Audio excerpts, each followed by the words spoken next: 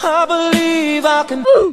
Ini adalah Honda Civic 1.5 TCP 2020 dan ini adalah kereta yang anak muda paling suka sekali pada masa sekarang ni. Honda Civic yang kali ni dah ada sejak daripada Februari 2020. So saya terlambat dalam 8 bulan macam tu untuk review. So kita akan buat review secara menyeluruh pada hari ini. Jadi saya akan tunjukkan kepada korang apa perbezaan Civic lama dengan Civic yang baru. Bukan Civic yang sebelum tu ke apa, tapi yang facelift dengan yang bukan facelift sebelum ni. Namun, dia bagi kosong pada bahagian bawah ni. Saya akan tunjukkan korang apa perbezaan kereta lain dengan kereta Civic ni. Kat tengah-tengah ni dia ada macam mata lalat pun dia, tapi bukan mata lalat ni. Lepas tu kita akan test drive dan saya akan bagi Kirin score. Kereta ni saya dapat daripada Jimat Jalan Pahang, Kuala Lumpur. Dia memiliki semua jenis Honda yang terbaru, termasuklah dengan Honda Civic macam ni. Jadi kalau korang berminat untuk membeli kereta Honda yang baru, City ke, BRV ke, NSX ke, macam ni ke, saya recommend Zack. Dan saya letakkan nombor di bawah untuk korang kontak. Zack ni dah lama dalam dunia penjualan Honda dan dia sangat berpengalaman dengan kereta baru Honda. Jadi saya letak nombor di bawah. Kontak, okey?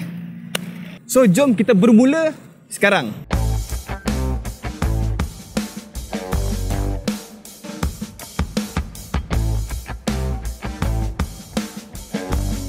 Kereta ni biasanya dikatakan sebagai Honda ketam. Kenapa Honda ketam? Kenapa tak panggil Civic je? Kenapa tak panggil Civic FB ke, Civic apa ke?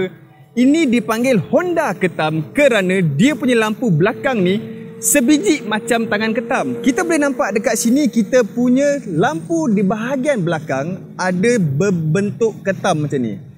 So itu perbezaan Civic yang baru dengan yang lama, yang lagi lama. Kalau ini ketam, ekor stapler. So itu adalah perbezaan dia. Di bahagian depan pula kita boleh nampak yang sebelum ni yang korang tengok atas jalan Civic yang sebiji macam ni berkala krom pada garnishing pada bahagian depan. Tapi untuk yang baru punya ni, yang TCP saja, maksudnya yang full spec, dia dah tukar daripada chrome kepada piano black, which is apa yang kita nampak dekat sini. Dan me personally, sebabkan untuk dia dapatkan feel orang muda, biasanya orang muda suka kereta ataupun design-design yang hitam macam tu. Jadi Honda dia ambil inisiatif untuk menukarkan garnishing chrome kepada black finish macam yang ada dekat sini. So dia nampak smart daripada atas dan juga even dekat bawah pun dia menggunakan black finish untuk dapatkan dia punya simetri daripada atas ke bawah. Honda Civic ni memang kita tahu selalunya kita ada kereta-kereta Japanese yang dia ada disc pada bahagian depan dan juga drum pada bahagian belakang. Namun untuk Honda Civic, disc duduk pada bahagian depan dan juga belakang sekali. And update pada tahun 2020 untuk Honda Civic, dia datang sekali dengan design sport rim yang baru. Civic ada 3 variant dan dia datang pada saiz rim 16, 17, 18.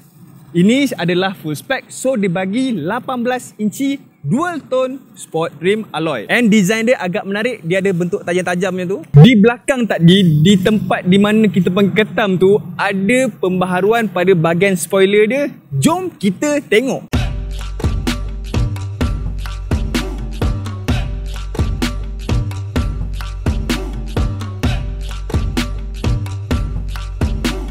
Sebelum ni, Civic ketam ni dia tak ada spoiler pada bahagian belakang. Namun update yang sekarang dia bagi dengan spoiler sekali pada full spec. Full spec ni kita ada design yang memang datang daripada Honda sendiri. Tak perlu nak tambah spare part ke apa untuk bahagian spoiler belakang. Dan juga kita boleh nampak dia punya spoiler ni berbeza daripada spoiler yang lain, di mana selalunya akan ada ruang pada bahagian bawah spoiler untuk laluan angin. Namun untuk yang Civic yang baru, dia bagi kosong pada bahagian bawah ni. Jadinya apa yang ada pada bahagian bawah ini adalah kita punya brake light. So dari segi macam mana yang korang suka? Korang suka tak spoiler macam ni? Cuba komen kat bawah. Kalau suka, cakap suka. Tak suka, cakap tak suka. Kita tengok macam mana, okey? Seating position untuk Honda Civic adalah seating position yang paling rendah sekali untuk kereta segmen ni. Maksud saya adalah untuk dia punya pesaing macam contoh Corolla Altis ke apa, kereta dia takkan serendah ni. Kereta ni agak sporty dari segi dia punya tempat duduk. dia sangat rendah, boleh tinggi tapi dia memang betul-betul rendah. Dan kita boleh adjust kita punya seat ni secara electronically, which is untuk kalau lower spec, macam middle spec dengan lower spec dia pakailah manual, tapi yang ni dia pakai elektronik. Macam apa saya mengingatkan kepada Proton X50 punya, dia punya elektronik. So kalau siapa nak tengok X50, saya letak link kat atas, klik link tu, okay. So apa lagi yang ada pada seat ni adalah leather. Seat untuk Honda Civic mempunyai leather dan juga ada sedikit fabric pada bahagian tengah seat ni. Jadi dia ada design dia yang tersendiri. Yang lainnya, seat ni adalah dia punya pattern yang duduk pada bahagian bontot korang ni pergi sampai bahagian belakang. Jadinya orang belakang takkan boring sangat tengok seat tu, okay. Seat dia ada design yang sedikit cantik daripada kereta-kereta yang lain. Saya boleh kata bonet Civic memang besar. Jadinya sesiapa yang dah berkeluarga nak pakai kereta yang sporty, so saya boleh katakan ini kereta yang sangat sesuai untuk anda. Untuk kereta ni pun dia ada Isofix dan juga top tether. So kalau ada Isofix top tether, jadinya kereta ni senanglah untuk masukkan kita punya child seat. Maksud saya adalah Isofix semua kereta pun wajib, tapi top tether tak semua kereta ada. Jadi kereta ni ada satu top tether dan juga macam saya cakap tadi, bonnet boleh masuk banyak barang. Barang IKEA pun boleh. Kita boleh turun kita punya seat belakang ke bawah. Perbezaan dia adalah selalunya untuk kita turunkan seat, kita akan perlu tarik pada bahagian depan. Tapi kita punya tempat untuk turunkan seat duduk pada dalam bonnet. So korang tarik satu bahagian sini, korang tarik satu pada bahagian sana, korang boleh turunkan seat korang. Apa yang ada pada tempat ni adalah selalunya Japanese car tak ada duduk pada bahagian sini. Selalu Japanese car duduk pada bahagian dalam. Yang duduk pada bahagian luar selalu Continental car saja. So itu mengingatkan saya yang kereta ni ada berbeza sikit pada bahagian belakang. Jadi apa lagi yang bersama dengan Conti adalah pada bahagian kita punya tempat letak minyak. Which is selalunya kalau nak letak minyak, kita ada button kita, tapi dia memang ikut Conti, dia just tarik saja dah boleh buka. So macam mana safety features dia? Kalau korang dah lock kereta ni, korang takkan boleh tekan dan terbuka. So itu adalah safety features dia. Tak payah nak risau untuk tiba-tiba orang nak buka ke apa, jangan risau, tak ada benda macam tu. Yang menariknya adalah kita punya konsol pada bahagian tengah ni. Bukannya nak kata benda tu pelik sangat, tapi dia ada lock pada bahagian tengah ni. Kalau kita terus tarik, dia takkan boleh tarik ke atas. Jadi macam mana kita nak tarik benda ni? Kenapa nak kena lock? Tak tahulah, tapi memang kena tarik. Kita just tarik ke belakang dan kita boleh buat macam tu. So itu adalah cara untuk kita tarik kita punya konsol tengah. And kita ada untuk bahagian belakang pun ada aircon. So tak perlulah korang nak risau lagi kepanasan kat bahagian belakang. Okay, di bahagian tengah pula kita ada satu button yang dipanggil echo. Ya, saya tak ada masalah pun dengan button ni, tapi kesian sebab button tu sorang-sorang je. Kalau kita boleh nampak pada bahagian sini, semua button iaitu parking sensor, safety assist, lane assist dan juga traction control off, semuanya dah duduk dekat-dekat. Tapi eco mode duduk sorang-sorang je dekat belah situ. Kesian dia. And saya suka dia punya gear. Sebab apa? Gear dia ni, dia sejenis gear yang sangat tirus. Dia gear dia nipis je. Tak macam gear lain yang gemuk-gemuk. Dia jenis yang tirus. Next, di bahagian depan pula kita ada satu design yang menarik. Macam pada bahagian tengah ni, di atas adalah PVC leather dan kat tengah-tengah ni dia ada macam mata lalat pun dia, tapi bukan mata lalat ni. Tapi for sure dia memang cantik. Saya boleh nampak kat situ. And untuk orang yang nak pakai kereta ni, untuk orang yang dah memiliki kereta ni, bila dia nak charge phone ni orang, kita tak nampak pada bahagian atas ni. Kat mana? Dia punya tempat untuk charging, port dia semua duduk dekat bahagian bawah. So kalau nak charge, takkan nak kena charge kat bawah. Jangan risau, Honda dah fikir. Walaupun kita ada pada bahagian ni, kita punya outlet dan juga port, dia ada satu lubang dekat tingkat 2, tempat letak phone ke apa ke. Kita ada satu lubang dan juga pencangkuk wire pada bahagian atas. Jadi, just cucuk je korang punya kabel USB dan boleh kabel tu letak sambung ke atas. So, korang boleh letak phone pada bahagian atas ni dan tak ada masalah. Boleh teruskan perjalanan tanpa risau. Yeay. So far korang suka tak feature-feature yang saya bagi ni? Boleh komen kat bawah. Dan yang pelik sekali adalah kita punya Honda Sensing. Honda Sensing memang special. Tapi kedudukan Honda Sensing punya kotak dekat atas ni memang sedikit comel lah. Which is selalunya kereta nak jadi kereta yang symmetrical mungkin, namun untuk Honda ni, okay, kat sini center, kita punya lampu ni sensor. Tapi kita punya kotak ni sedikit ke kiri. So itu adalah benda yang sedikit pelik lah. Apa yang ada pada kita punya steering pun memang sangat kemas. Steering kita ni boleh kata cantik. Dan juga kita punya signal adalah signal yang sangat special. Sebab apa? Sebab bila kita ambil kanan, kita boleh tengok apa yang ada pada bahagian kanan dengan mudah. Tapi selalunya bahagian kiri yang susah untuk kita ambil signal. Jadi bila kita ambil signal, akan keluar satu kamera pada bahagian kiri yang membantu korang untuk tengok pada bahagian belakang kiri bahagian kereta tersebut. Jadinya kalau korang ambil kiri, terus keluar satu kamera pada bahagian kiri. So kereta ni saya akan drive dan saya akan bagi scoring pada setiap aspek kereta ni. Kereta ni dia tak ada handbrake, dia ada brake hold, parking brake. Jadinya untuk kita memandu kereta ni, just masuk D dan dia ada auto release. Kita tekan je minyak, terus jalan. Jadi tak perlu nak turun-turunkan parking ke apa, dia ada auto release, so tak payah risau. Selalunya lagi tinggi spek, lagi besar sisi. Tapi berbeza dengan kereta Honda Civic 2020 ni, bila dia sisi lagi besar, maksudnya spek dia lagi rendah. Dia ada 3 spek saja. 1.5 TCP, 1.5 yang standard tu, lepas tu 1.8. 1.8 tu kenapa lagi murah? Sebab dia tak ada turbo. So bila 1.5 dia lagi jimat minyak dan dia ada turbo, iaitu soft turbo, jadinya dia lebih disukai ramai. Kereta ni dia ada horsepower sebanyak 170 dan juga ada 220 Nm of torque. Jadi kereta ni memang betul-betul kuat. Kejap lagi kita akan cuba accelerate kereta ni, okey? Dari segi pemanduan kereta ni, macam saya cakap tadi, kereta ni sitting position memang rendah. Kereta ni memang feel really sporty. Kereta ni rendah, boleh je ditinggikan dengan yang elektrik punya tempat ni. Tapi benda dah boleh rendah, buat rendah je lah, buat pun nak boleh pelik. Jadi kereta ni standard ada gauge cluster yang cantik dan dia ada anti-glare pada gauge cluster. Dan kita tak ada tukar untuk kita punya gear ni ke kanan ke kiri untuk tukar jadi manual ke apa. Just masuk saja daripada D tarik menjadi S, iaitu sports mode. Directly kita punya kereta boleh dikawal dengan pedal shift 100%. Jadinya kalau kita masuk D, kita boleh still lagi kawal dengan pedal shift, tapi dia akan back to auto. Tapi bila kita masuk dengan S, kita secara penuh menggunakan apa yang ada pada pedal shift. Steering ni pada saya sedikit besar daripada yang saya review sebelum ni. Full round. Lepas tu bila dia rendah, saya punya view tu sedikit kurang lah. Itu memang common sense lah.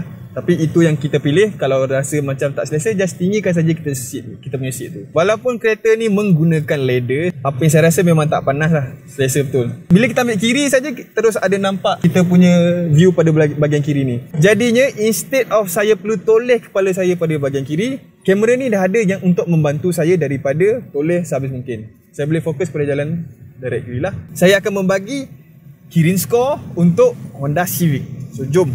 Oh, siapa yang tak subscribe, siapa yang dah subscribe dia handsome. First scoring yang saya akan bagi adalah dalam bentuk exterior dan juga interior. Saya akan bagi exterior dan interior pada 8/10. Sebab apa? Sebab saya memang peminat Honda Civic dan saya sangat menyukai Honda Civic sebab saya muda. So orang muda suka Honda Civic. Saya akan bagi 8/10. Dari segi luaran, kita memang nampak kereta ni sangat cantik di mata remaja. Sebab memang kereta dia rendah dan juga lebar. So kereta yang rendah dan juga lebar selalunya disamakan dengan sports car yang lain. Jadinya sesiapa yang nak membeli sports car, tak semua mampu.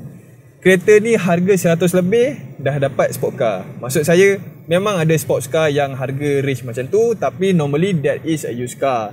So jadinya kalau nak kereta baru dan juga sports car, Civic adalah kereta yang sangat sesuai di mata saya. Disclaimer, memang kereta ni bukan totally sports car. Nanti ada pula yang best dalam comment section ni. Tapi memang boleh dipanggil sports car oleh orang-orang yang macam kita orang ni lah. Kereta ni yang saya bawa ni full spec, on the road dalam RM138,000 Malaysia. Kalau korang rasa mahal, cuba komen kat bawah. So saya akan bagi price point pada 5/10. Saya rasa kereta ni memang berbaloi dengan harga dia dan juga kereta ni full spec. Lepas tu dia ada sensing yang sangat banyak. Maksudnya Honda Sensing ni banyak lah, korang contact lah nombor kat bawah tu, tanya pasal Honda Sensing tu semua. Okay lah, secara roughly Honda Sensing ni sama macam kereta lain, cuma nama je berubah. Honda Sensing ni more on assistant untuk kita. Macam contohnya kalau kata Proton dia ada High Proton, kalau kata Pro 2 dia ada Pro 2 ASA, Advanced Safety Assist, macam tu. Tapi dia adalah beza-beza sikit. Kalau kata macam Advanced Safety Assist, dia tak ada lane assist. Yang ni dalam Sensing ni dia ada lane assist. Lepas tu kita boleh ikut kereta depan, maknanya boleh follow me. Kalau kereta tu tekan, dia dengan kita ikut tekan. Kita boleh lah kawal antara benda tu. Lepas tu sama macam ASA, kita boleh terus break lah. Salah satu kereta yang saya pernah review Arus. Arus lah, Myvi lah, saya tak Myvi. Letak link kat atas. Saya tak link kat atas. So korang boleh tengok Myvi, dan korang boleh tengok full review berkenaan Myvi. Okay, dari segi price point pula, saya letak 5 tu, yelah memang harga dia berbaloi. Tapi pada saya agak kesian sebab kereta ni targeted untuk orang muda, tapi tak semua orang muda yang mampu beli harga 140 lebih. So saya akan bagi 7/10. So apa yang tak ada dalam ni pada saya ialah sebab saya dah review Honda sebab saya dah review i70 dengan harga yang murah sikit, dia ada seat aircon apa semua. So itu memang cun lah. Tapi ini pun dah cukup memadai, dan saya tetap bagi nilai yang tinggi 7 juga sebab kereta ni luas. Okay, kita tak boleh lupakan dengan apa yang ada, keluasan tu. So keluasan yang ada dalam kereta ni memang cukup nak dibandingkan dengan kereta-kereta yang lain. Dan juga dari segi comfort yang saya cakap tadi, practicality kereta ni memang cukup enak lah dipandu. Sebab apa? Kereta ni bila kita duduk pun rendah. So dia sama macam Audi R8 lah. Walaupun kereta dia sport car, tapi dia tetap ada keselesaan. Dia punya headroom pun tinggi, kita punya pedal pun senang capai. Walaupun saya tinggi, senang capai. So dari segi comfort tu memang cun lah. Dari segi handling, saya akan bagi kereta ni pada kadar 8/10. Suka 8/10 tu memang sepatutnya saya bagi sebab kereta ni rendah. Jadi point of gravity tu memang sangat cun. Walaupun dia tak sekontot Azia ke, dia tak sekontot Golf lah, sport car kan. Kalau kata dia tak kontot, so maneuver dia susah lah sikit. Tapi bila dia punya gravity point rendah, memang cantik, cun. Kereta ni ada top yang tinggi, jadi acceleration memang tak ada masalah. So saya bagi 7/10. Overall saya letak 7/10 pada kesemua segi kereta ni. So ini adalah review saya berkenaan Honda Civic. Jadinya kereta macam ni sesuai untuk orang yang ada keluarga tapi nak juga sport car. Sebab kereta ni sangat sporty, namun dia ada 4 tempat duduk dan juga ruang bonet yang sangat luas pada bahagian belakang.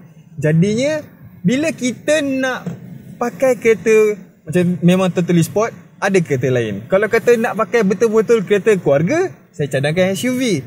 Tapi kereta ni memang sedikit hybrid pada saya. Situasinya adalah kereta ni kereta sport car. Contohnya kita tanya dengan bapak kita, bapak nak beli kereta baru tapi nak sport car, mesti bapak setuju dengan Honda Civic punya. Sebab apa? Sebab bapak-bapak akan nak bonet, mak-mak mesti nak bonet punya.